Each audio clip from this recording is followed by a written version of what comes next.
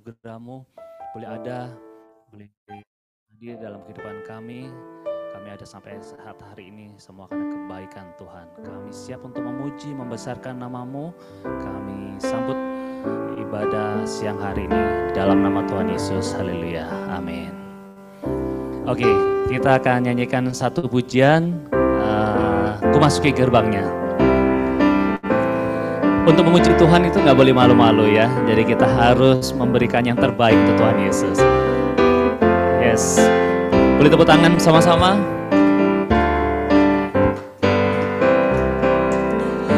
Ku masuki gerbangnya dengan hati bersyukur dan ngalamannya dengan pujian. Kataku hari ini harinya Tuhan, ku bersuka sebab Dia girangkanku. Sekali lagi, ku masuki gerbangnya.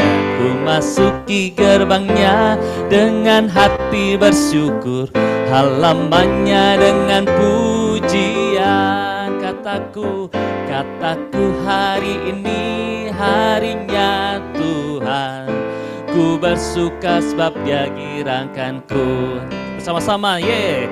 Dia girangkanku, oh Dia girangkanku. Ku bersuka sebab Dia girangkanku, oh Dia girangkanku, oh Dia girangkanku. Ku bersuka sebab Dia girangkanku. Sebentar, saudara bersuka cita siang hari ini?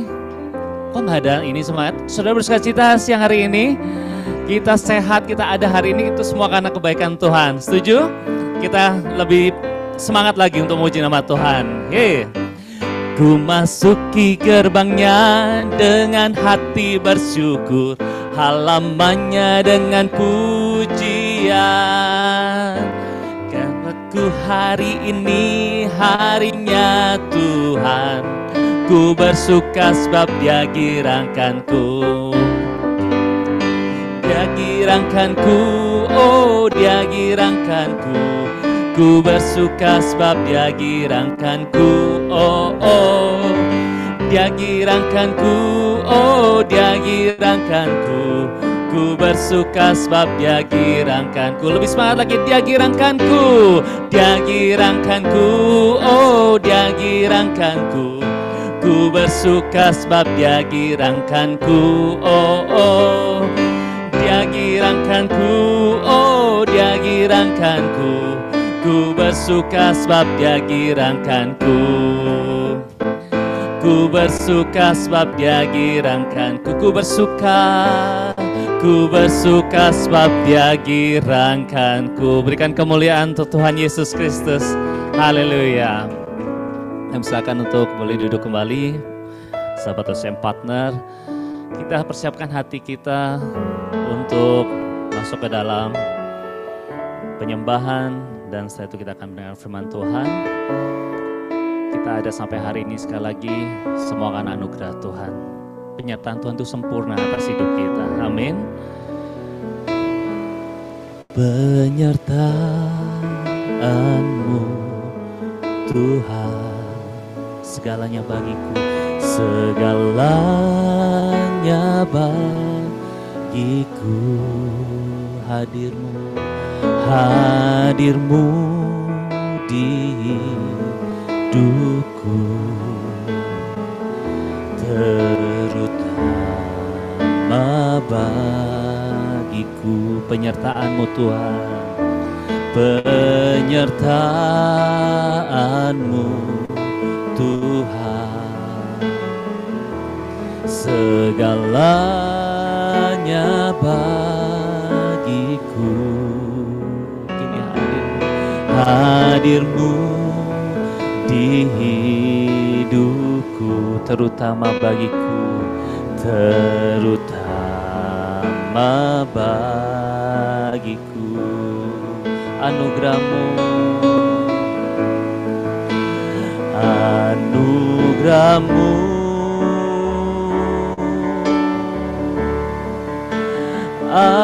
anugerah-Mu, semua karena anugerah Tuhan, semua karena anugerah-Mu. bukan karena kekuatanku, bukan karena kekuatanku. Anugerahmu, anugerahmu,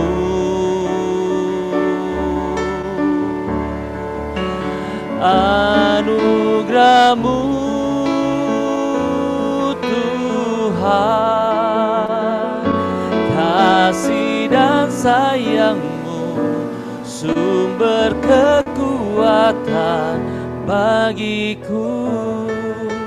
Penyertaan-Mu Tuhan dalam hidup kami, penyertaan-Mu Tuhan, yes, segalanya bagiku. Hadir-Mu di hidupku, hadir-Mu di hidupku, terutama bagiku, terutama bagiku. Dengan segenap hati penyertaan-Mu Tuhan, penyertaan-Mu Tuhan, yes, segalanya bagiku. Hadir-Mu di hidupku, terutama bagiku, terutama bagiku. Anugerah-Mu, anugerah-Mu,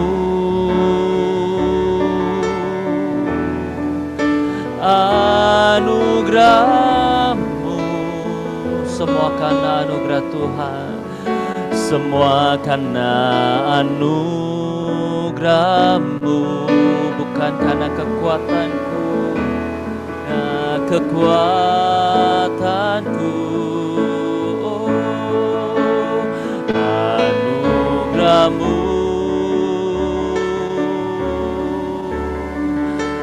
anugerah-Mu Tuhan, kasih dan sayang-Mu, sumber kekuatan bagiku. Anugerah-Mu, anugerah-Mu, ya Yesus, anugerah-Mu, semua karena anugerah-Mu, bukan karena kekuatanku. Anugerah-Mu,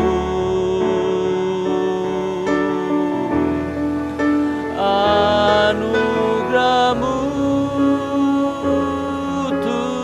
Tuhan, kasih dan sayang-Mu, sumber kekuatan bagiku.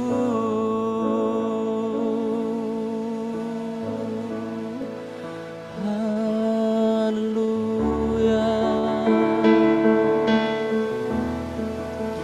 kami naikkan syukur kami ya Tuhan.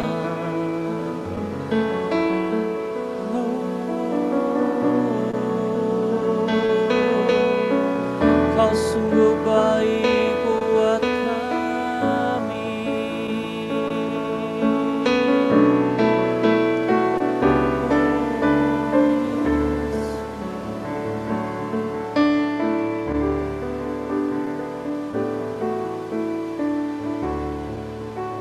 Ku naikkan syukurku buat hari yang Kau beri, tak habis-habisnya kasih dan rahmat-Mu selalu baru, selalu baru dan tak pernah telah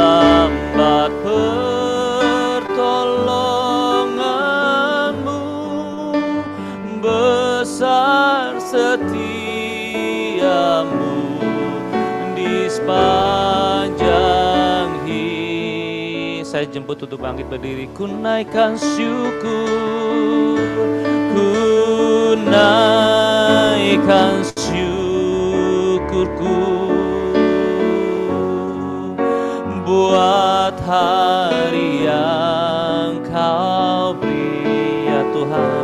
Tak habis-habisnya kasih dan rahmat-Mu selalu baru. Haleluya, selalu baru dan tak pernah terlambat pertolongan-Mu. Besar setiamu di sepanjang hidupku. Besar setiamu, besar setiamu, besar setiamu, besar setiamu, besar setiamu, besar setiamu di sepanjang hidupku.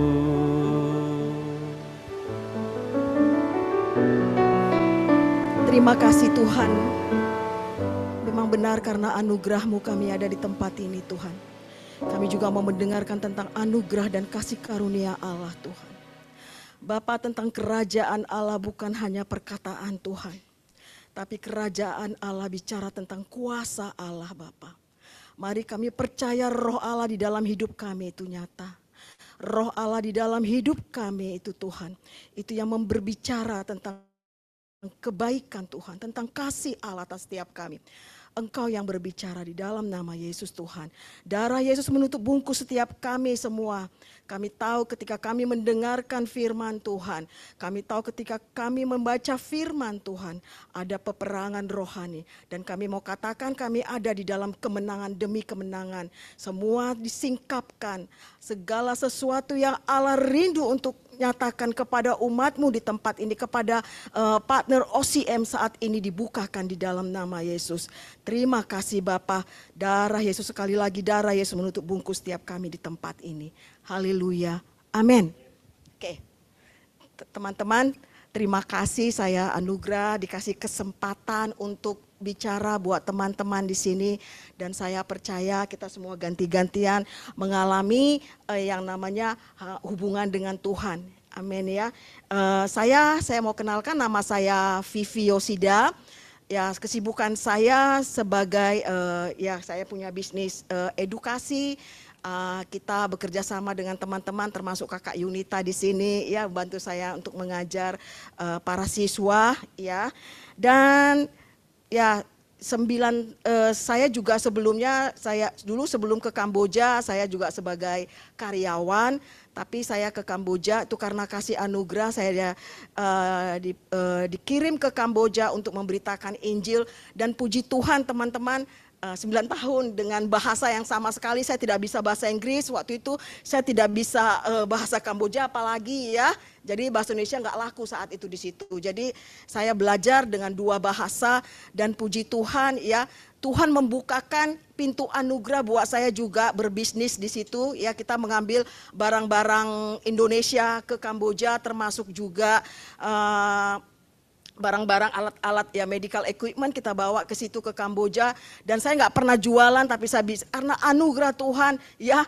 Sekarang saat ini aja saya susah jualan kan. Tapi di sana gitu kayak harga-harga 100 juta itu kayak menjual apa gitu ya.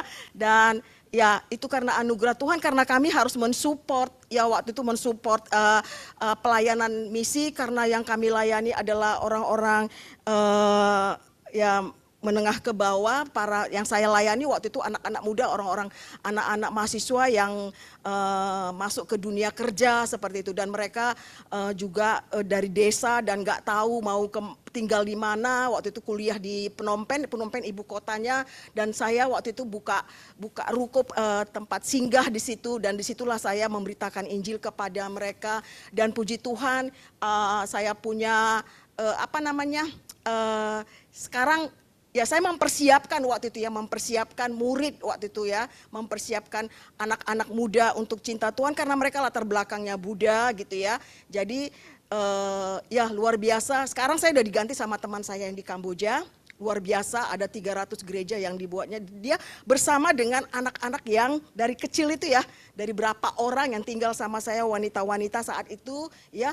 Dari kecil jadi 300 gereja, itu luar biasa ya, anugerah Tuhan. Ya di sana masih ada Buddha komunis seperti itu ya, luar biasa sekali ya. Terus anak yang saya layani itu ada yang bergerak di marketplace ya. Dulunya waktu saya buka bisnis di sana gitu ya. Dia saat itu saya ajak gitu. Dan waktu itu dia masih dulunya berlatar belakang kerja di pabrik. Dan saat ini dia kerja di Unilevernya Kamboja, dan dia menjadi marketing terbaik, dapat penghargaan. Saya hanya senang aja melihat, terima kasih Tuhan gitu ya. Dulu waktu saya tanya sama dia, ini kalau saya bawa barang dari Indonesia, ini laku nggak? Oh nggak laku di Kamboja, ini laku nggak? Oh nggak laku katanya gitu ya. Ya membuat ini juga ya, sempat ciut juga gitu. Tapi puji Tuhan gitu ya. Dan dia sekarang menjadi manajer di sana, dari orang yang pekerja pabrik dipakai Tuhan. Dan suaminya sedang dalam proses untuk pendeta ya suaminya.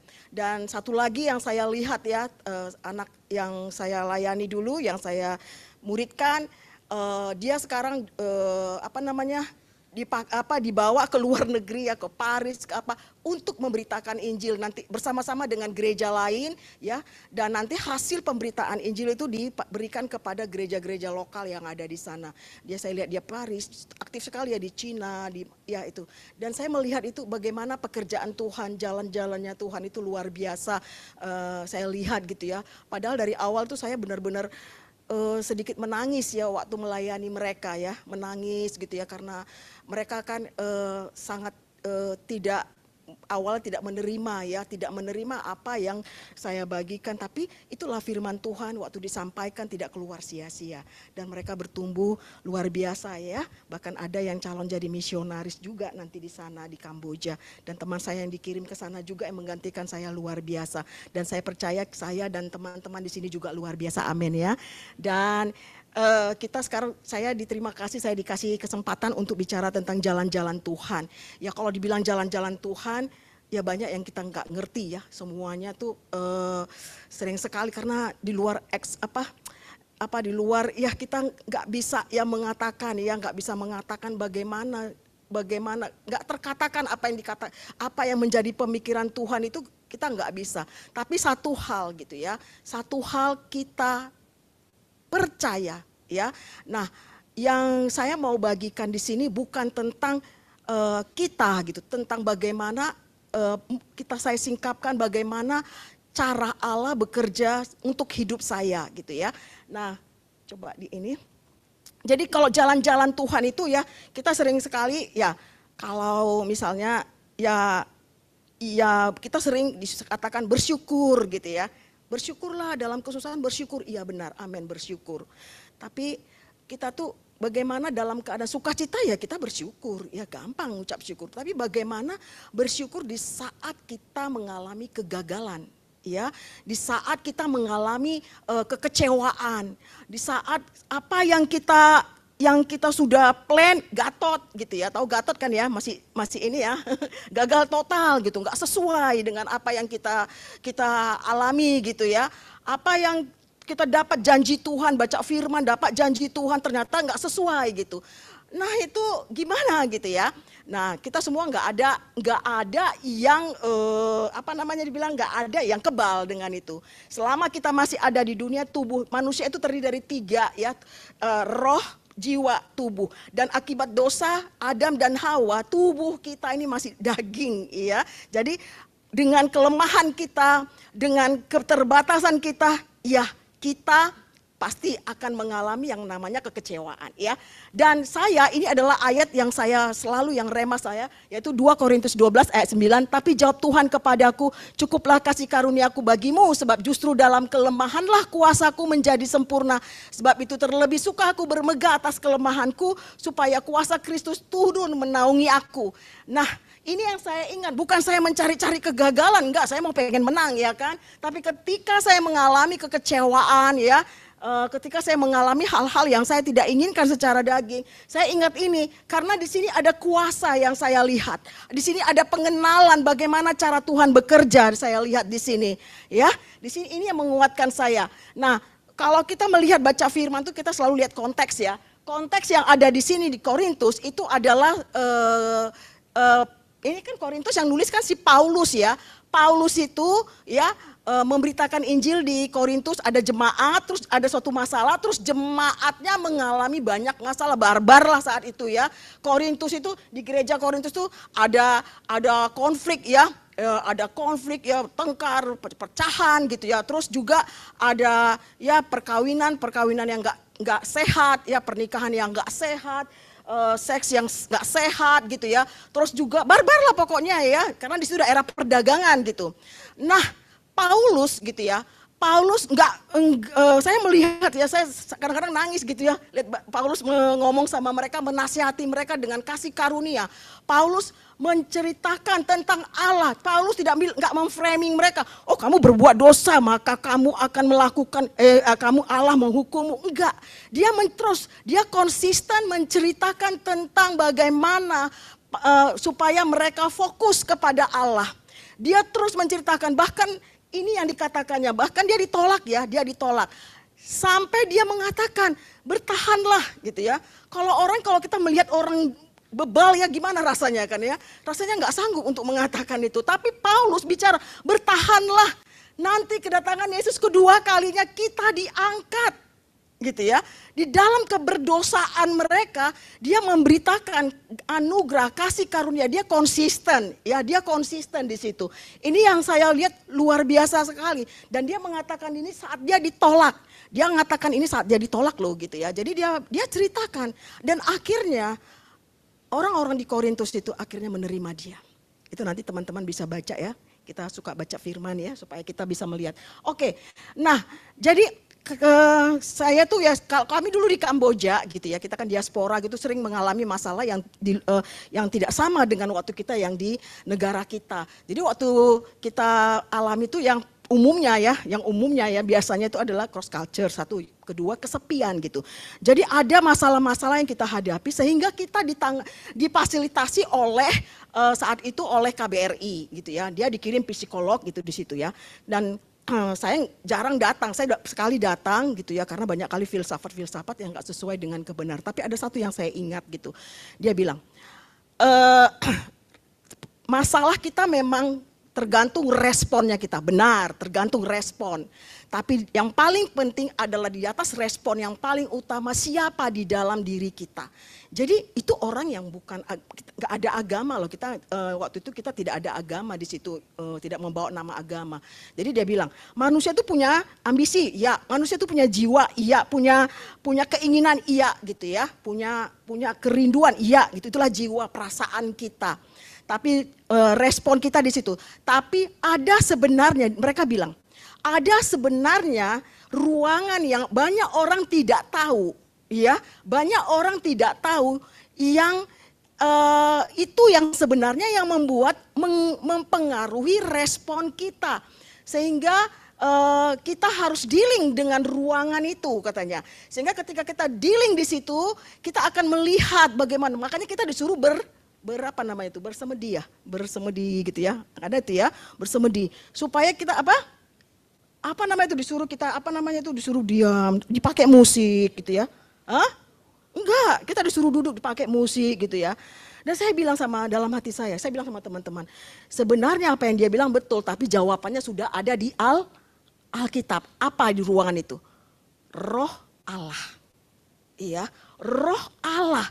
Ketika bagaimana kita sekarang gini, waktu kita dibilang jalan-jalannya Allah, amin, aku percaya jalan-jalan Allah. Sekarang pastikan kita ada di jalan-jalannya Allah. Nah, ketika kita di jalan-jalannya Allah, dari mana kita tahu kalau kita ada di jalan-jalannya Allah? Pertama sekali yang di jalan startnya adalah ketika kita menerima Yesus sebagai Tuhan dan Juru Selamat. Disitulah firman Tuhan dengan kebenarannya dikatakan, waktu kita lahir baru menerima Yesus sebagai Tuhan dan Juru Selamat, disitulah Roh Kudus ada di dalam diri, tinggal dalam diri kita. Enggak keluar masuk ya, enggak kayak wifi keluar masuk, enggak ya. Tapi tinggal tetap di dalam kita dan menuntun kita di situ. Jadi kita mengalami yang namanya dealing dengan Allah, koneksi, ya ada koneksi dengan Allah seperti itu. Nah, saya waktu saya dibilang gitu ya, ada roh Allah. Saya gini, saya belakangan ini saya mengalami transformasi pertobatan. Ya, mungkin teman-teman yang Kristen tuh sering bingung ya namanya pertobatan itu. Kayaknya bertobat lah gitu, kayaknya gimana ya, kayaknya aku lakukan apa sehingga aku disuruh bertobat, enggak.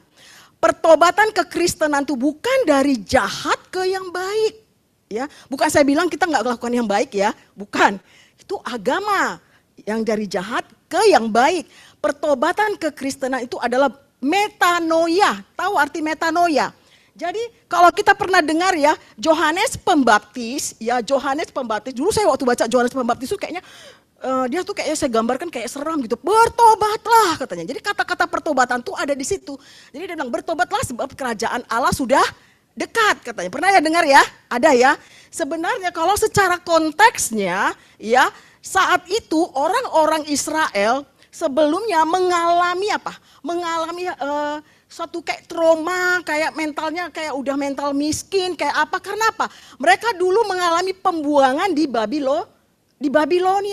Mengalami pembuangan di Babilonia, mereka mengalami pengasingan sampai mereka mengalami suatu penderitaan yang luar biasa, sampai ibu-ibu memakan daging anaknya sendiri saking miskinnya. Pernah nggak ngalami kayak gitu? Nggak pernah, nggak mungkin, nggak terbayang ya. Sampai mereka ngalamin seperti itu gitu. Jadi karena mereka mengalami apa ya hasilnya? Tidak ada apa? Harapan, ya kan? Nah, waktu di zamannya Yohanes Pembaptis, Tuhan Yesus gitu ya, mereka ya hidup di dalam keterpurukan. Dan di situ mereka juga mengalami namanya hukum Taurat, orang-orang Farisi, ya, orang-orang Farisi. Kau tidak boleh nih, jangan begini. Udah mengalami namanya beban yang lu terhuyung-huyung. Ini sebenarnya sudah dinubuatkan waktu zaman Yesaya. Sudah terhuyung-huyung dari pengajaran hukum Taurat, katakan kamu nggak boleh. Itu membuat mereka jadi apa? Nggak ada harapan nggak? Nggak ada sama sekali. Mereka nggak punya pengharapan saat itu.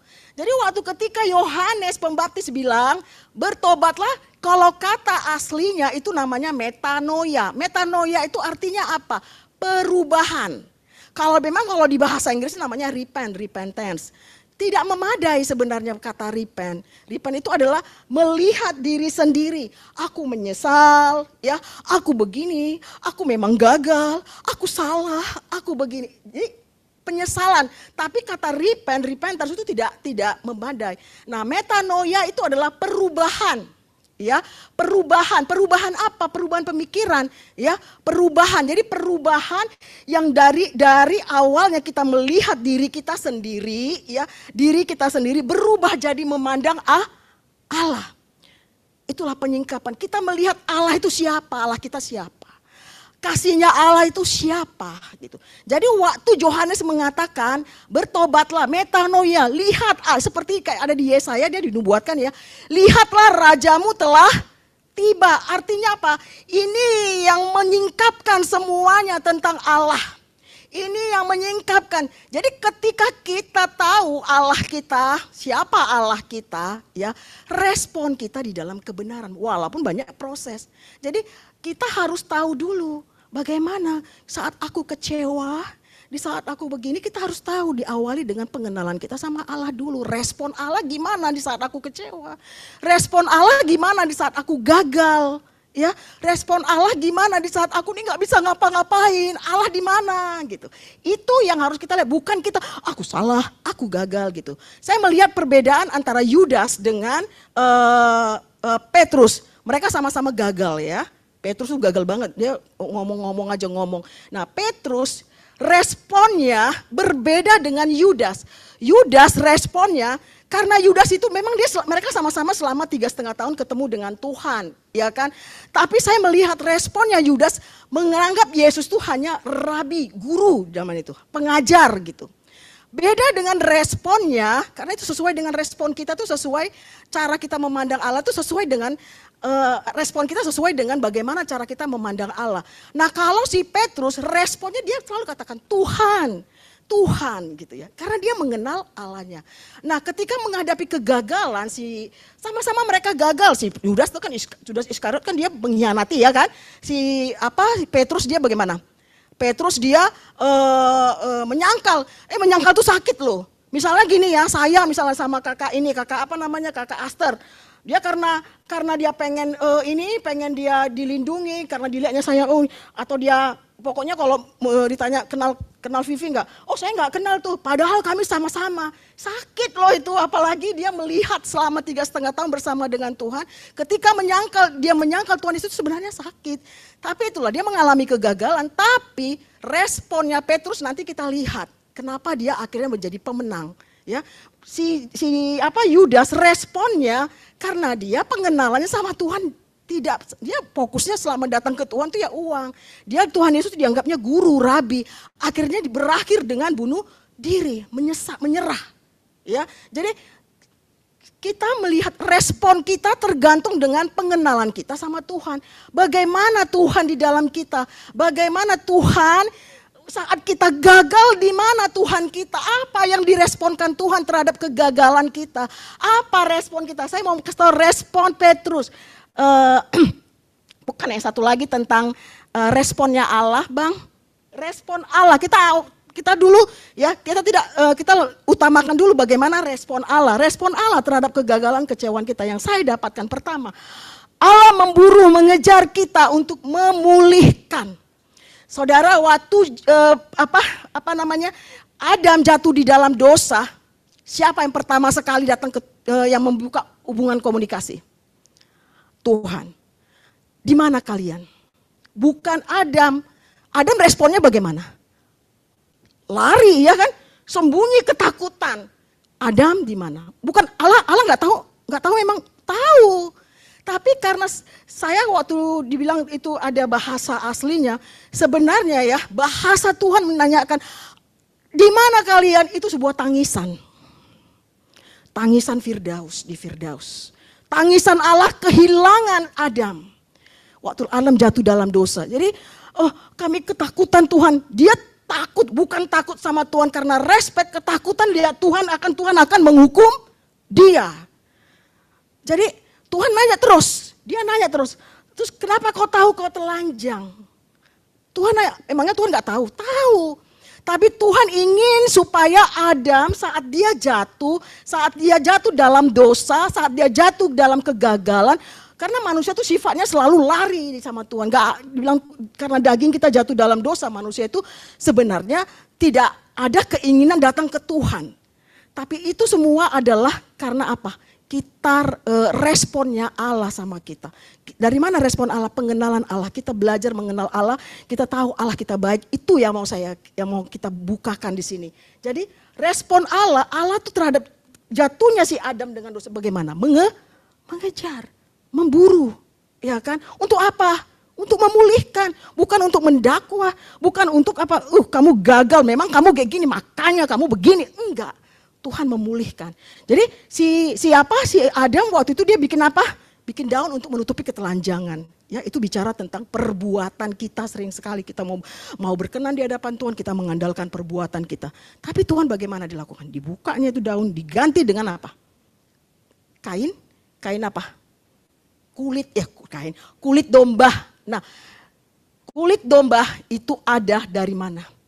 Dari kematian. Disitulah kematian pertama. Sebenarnya kode keras penyalipan Tuhan Yesus. Ada darah yang keluar. Artinya apa?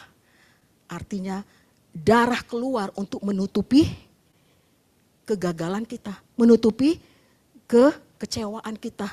Darah keluar, yaitu darah. Itu adalah kode keras darah Yesus. Amin. Jadi Allah memburu. Allah juga memburu siapa? Petrus. Petrus waktu pertama kali sama Tuhan Yesus ketemunya kan, waktu itu kan dia nelayan nih sama murid-muridnya. Terus mereka nggak dapat ikan, ya kan? Terus Tuhan bilang, kalian lemparkan jala ke tengah. Dapatlah itu mereka, dapatlah mujizat itu kan. Wow. Terus Petrus melihat, apa jawaban Petrus pertama? Apa jawaban Petrus? Tuhan, aku orang berdosa, kau pergi, aku nggak layak dekat kau Tuhan. Itu orang kalau nggak mengenal Tuhan pertama sekali. Pergi Tuhan. Tapi Tuhan putus asa? Enggak. Tuhan tetap mepet sama dia, dipepet sama dia. Ya, Tuhan Petrus ya waktu dia menyangkal Tuhan Yesus, apa yang dilakukan? Di Lukas saya lihat ya, waktu dia menyangkal kan dia udah Tuhan dia bilang, kau akan menyangkal aku 3 kali sebelum ayam berkokok gitu ya. Terus Petrus waktu itu sudah menyangkal, di Lukas dia lihat terus Tuhan Yesus melihat dia dan Petrus melihat dua, lihat-lihatan mereka. Kalau bahasa Medan bilangnya tengok-tengokan, gitu ya. Apakah Tuhan Yesus melihat dia dengan nah loh, apa kata gue? Lu sangkal juga gue kan? Bener kan? Ada nggak dibilang Tuhan gitu? Enggak. Mungkin kalau aku bilang tuh kan, Kak Aster, apa aku bilang? Kau dari dulu memang gitu. Nah, gitu kali ya. Tapi saya percaya Tuhan nggak bilang itu matanya.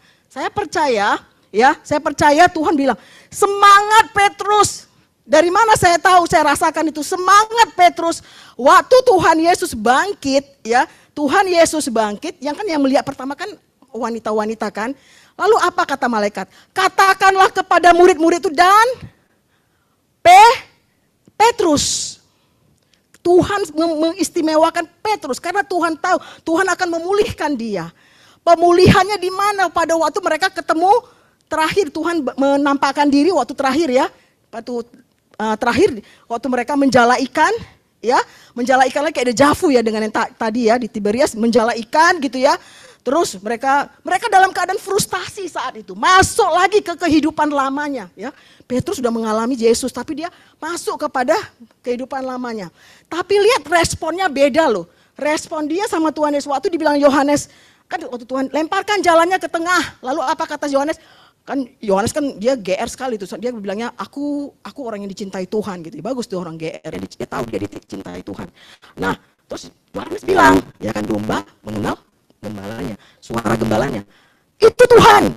Yohanes langsung bilang. Petrus itu tahu, dia kan di situ dia telanjang dada ya. Itu responnya si Petrus karena dia kenal Tuhannya, dia bergaul dengan Tuhannya. Dia lompat langsung. Dia langsung Tuhan. Apa kata Tuhan? Tuhan tetap, kan Tuhan bilang kamu menjadi penjala manusia. Tuhan tetap, kan Tuhan bilang, Petrus kau masih mengasihiku kah? Bukan waktu sebelum-sebelumnya dia bilang, wah aku mengasihimu Tuhan. Dari orang ini semua aku yang paling mengasihi. Apa? Kenapa? 5 menit lagi. Ya itulah. Jadi Tuhan kita, ya jadi makanya metanoia itu adalah bagaimana cara kita memandang Tuhan. Lalu kita lihat ya, itulah dia memburu Petrus sampai dia bilang, Petrus kau mengasihi aku? Ya Tuhan, aku mengasihi. Tapi dia nangis karena apa? Belum sempurna. Tapi Tuhan tidak memandang apa yang dalam diri Petrus. Ya. Kemudian Allah mengerjakan, berjuang, mempertahankan wujud janjinya. Jadi sini maksudnya Allah yang mengerjakan janjinya. Allah yang mengerjakan, saudara. Bukan kita. Kita disuruh hanya percaya. Waktu Abraham dikatakan Tuhan, Abraham kau percaya enggak? Ya aku Tuhan mengatakan kepercayaan Abraham di Kejadian 12 ayat 6 dikatakan, kita enggak usah buka lagi. Itu dikatakan kepercayaan menjadi kebenaran. Itu yang dikatakan Tuhan menjadi kebenaran buat Abraham. Jadi waktu di sini Tuhan membuat perjanjian, kita enggak usah baca ya. Tuhan membuat perjanjian. Perjanjian itu perjanjian darah. Yang membuat perjanjian itu adalah Allah dengan Tuhan, bukan Abraham. Ya, kenapa Allah bikin perjanjian? Apakah Allah bakalan nggak menuruti? Enggak, justru Allah menguatkan. Jadi dia menguatkan, dia mengatakan kepada kita bahwa Abraham, aku yang melakukan perjanjian ini, aku yang menggenapi perjanjian ini. Amin. Jadi kalau kita melihat, ya, kemudian respon setelah respon Allah. Jadi kita tahu ya respon Allah terhadap kegagalan kita, terhadap kekecewaan kita, kelemahan kita adalah bagaimana responnya. Dia memburu untuk mengejar kita, untuk apa? Untuk memulihkan kita. Dan dia mengatakan, menguatkan janjinya, dia terus berjuang, dia yang mempertahankan, dia yang mewujudkan janji janjinya sendiri. Lalu responnya, kita lihat respon siapa nih? Respon Petrus, kita lihat tadi respon Petrus, baru kita lihat Daud ya. Yang Daud ya, kita lihat bagaimana kedekatannya dia waktu dia, kenapa dia berani banget sama Goliat, karena dia mengalami Allah di situ ya sebelumnya. Jadi dia selalu mengatakan Allahku, Allahku katanya yang berperang gitu ya. Dia tahu Allahnya yang berperang. Ya kan? Jadi Daud itu sebenarnya orangnya melo ya. Kadang dia responnya sebenarnya kadang dia kecewa, kadang karena dia 15 tahun kayak di prank gitu ya. Kamu jadi raja, enggak tahu 15 tahun dia tunggu-tunggu enggak jadi gitu ya. Tapi dia ya responnya bukan berarti dia enggak pernah kecewa, dia pernah kecewa. Saya melihat ini yang Mazmur 13 ayat 1 sampai 1 pasal. Itu kayak dia tuh kayak macam dua pribadi ya. Kayak dua pribadi. Allah Tuhan gitu kan. Kenapa kau tinggalkan, kenapa kau lupakan gitu ya. Dia seperti kayak dilupakan gitu. Tapi dia cerita kepada Tuhan. Tapi di pasal itu juga dia cerita Allahku setia. Ya, Allah satu pasal gitu. Nah teman-teman, sebentar kita lihat video bagaimana pekerjaan Allah ya. Ada seorang bapak itu dia punya anaknya cacat. Ya, anaknya cacat, ya nggak bisa ngapa-ngapain, intinya nggak bisa ngapa-ngapain. Anaknya ini suka olahraga, suka lihat kompetisi. Dia bilang, Bapak, aku mau nggak bisa jalan, pokoknya nggak bisa ngapa-ngapain, asal lihat aja.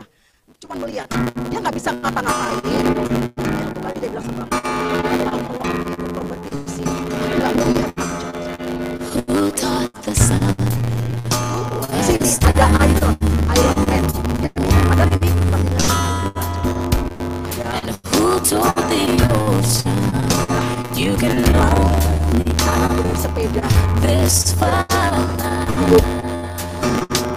and who yang bergerak tadi siapa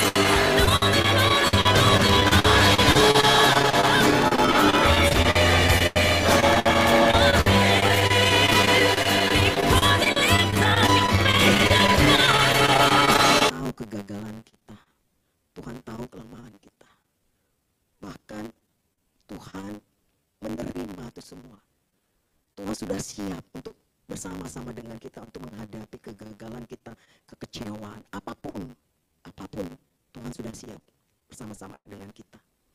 Kalau Tuhan meminta kita untuk ambil bagian, bukan karena ada yang diandalkan dari Tuhan, dari kita, tapi karena Tuhan ingin kita menikmati ketika kita disuruh ambil bagian, kerjakan yang menjadi bagianmu.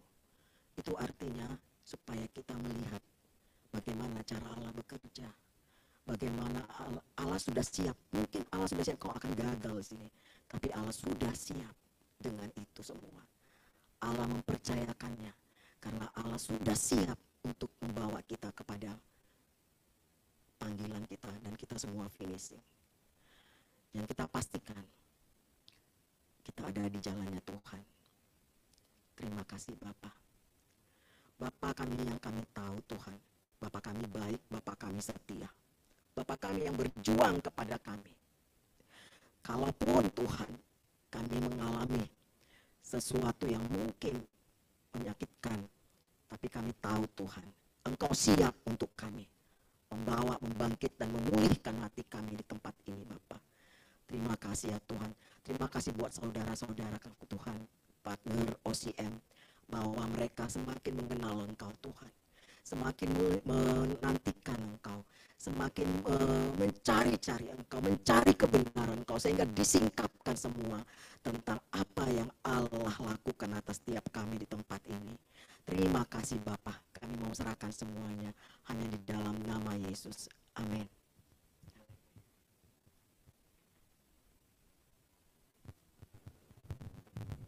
Shalom, puji Tuhan, beri kemuliaan buat Tuhan dulu dong, luar biasa ya firman Tuhannya.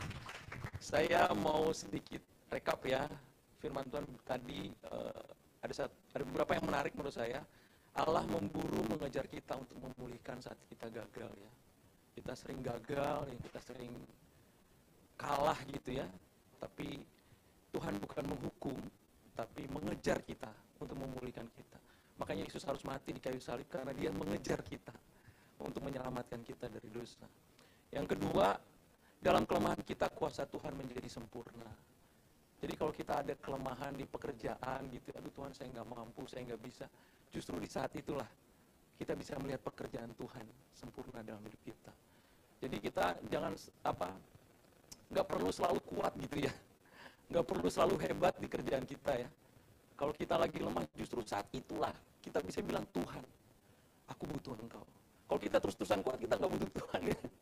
Udah kita aja gitu yang ngelakuin. Tapi justru saat kita lemah, kita bisa bilang, Tuhan, saya membutuhkan Engkau.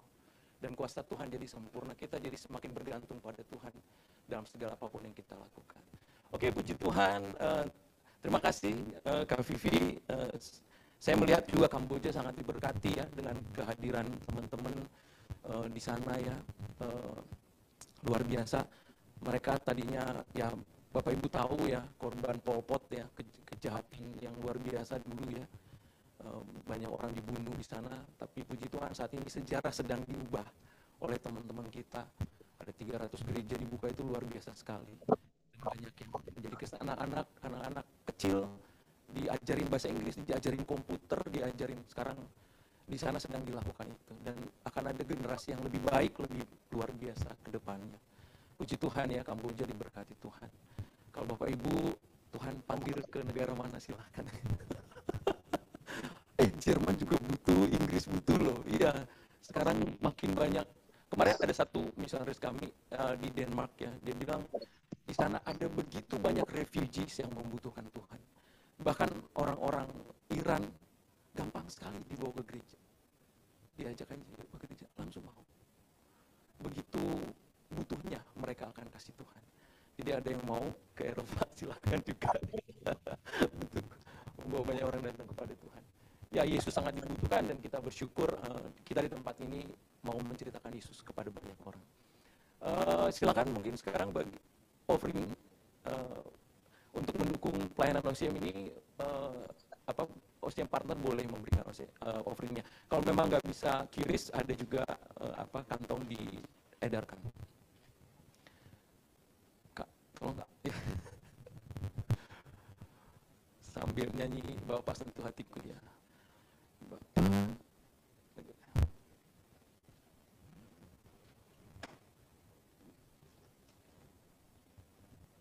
Sudah.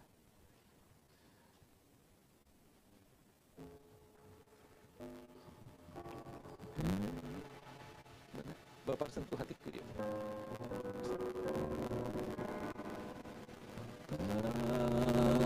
Sentuh hatiku, ubah hidupku menjadi yang baru.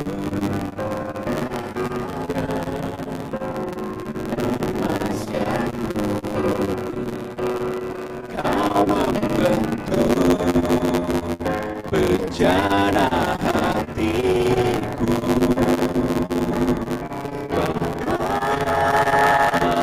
agar ku mengerti sebuah kasih yang selalu memberi bagai emas yang tiada pernah berhenti. Oke, thank you, welcome Kak Pipit ya. Dari perusahaan apa Kak? Makna Solusi di Menara 88 ya. Puji Tuhan, welcome Kak. Puji Tuhan. Ini Kak Yusuf juga dari Pakuwon lantai berapa? Lantai 15. Puji Tuhan, selamat datang. Welcome. Bapak juga di belakang kali dia siapa? Pak siapa? Beni ya. Oh, Pak Beni, welcome Pak Beni. Kita minggu 1, minggu 3, jadi silakan hadir. Ini Pak Kak siapa? Andra, and the backbone ya. Sempurna. Oh beda, sempurna ya. Oh, wah ini udah luar biasa loh. Udah main rayuan aja, sempurna gitu. Anda sempurna. Oke. Oke, thank you. Betul ya, sempurna karena Tuhan. Jadi welcome Kak Yusuf, Kak Andra, Pak Beni, Pak Ibu Pipit ya. Minggu pertama lagi nanti ada di bulan Agustus Ibu. Nanti mungkin kita share juga flyer yang tanggalnya ada semua. Jadi kalau 5 September kita nggak ada karena ada libur. Jadi nanti ada tanggal yang kita share ininya. Lalu boleh ditampilkan QR satu lagi, Kak Junto. Jadi kalau Bapak Ibu OCM partner semua butuh dukungan doa, boleh di-scan ini.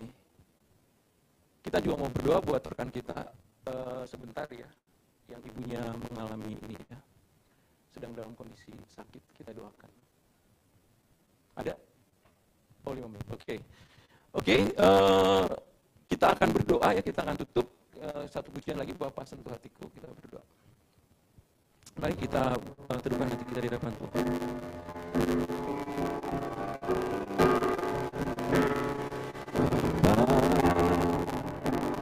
Sentuh hatiku, ubah hidupku menjadi yang baru, bagai emas yang murni. Kau membentuk bejana hatiku, Bapa, ajarku mengerti sebuah kasih yang selalu memberi bagai air mengalir yang tiada, sekali lagi kita katakan Bapak sentuh hatiku, nah berhenti. Bapa sentuh hatiku, ubah hidupku menjadi yang baru, bagai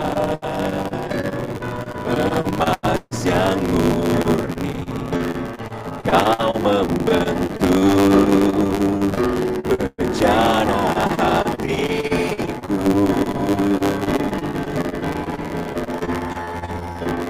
ajarku mengerti sebuah kasih selalu memberi bagai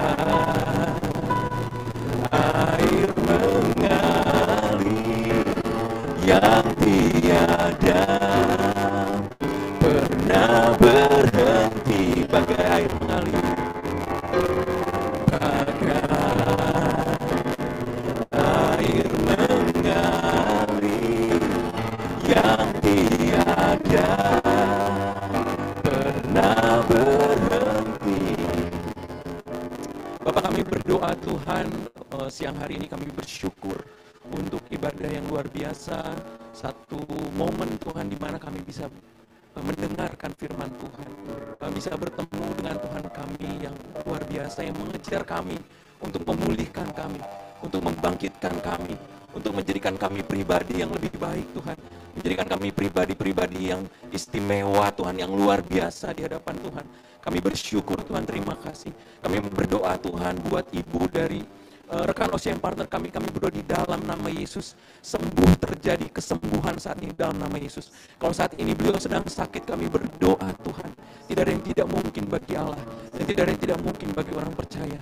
Kami mendoakan ibu ini di dalam nama Yesus, kesembuhan terjadi, darah Kristus mengalir, menyembuhkan ibu rekan kami ini. Bapak, terima kasih Bapak, terima kasih, kami percaya Tuhan menyembuhkan ibu ini. Terima kasih Bapak, kami bersyukur kepada Tuhan.